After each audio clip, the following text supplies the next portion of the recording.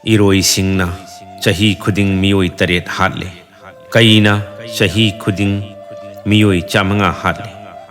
Ising samu chahi khuding mioi chanipan hatle.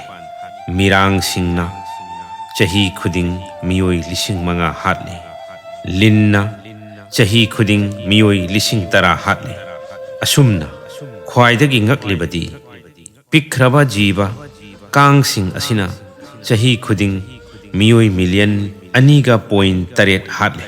Khwaidagi pikpa jiba asina khwaidagi tabthiba oi. Apikpa guna mioi kayana gunani haina phau khaludaba asigumba pap asi nungi oiba punsirulgi damak yamna khudong thiba oi.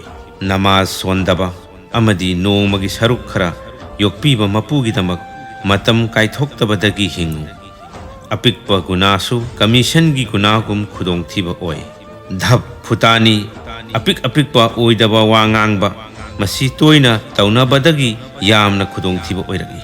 Karisu kaide khallaga lensil liba tanja sing adubu ningsingu madu singduna nangi chauthanaba maram oigdauribani. Mai paklaba singi maithongda potlam ani yawi. Amana momon minok aduga ani subana tuminna leiba. Momon minok na chayet naba singbu kokhanba ngami.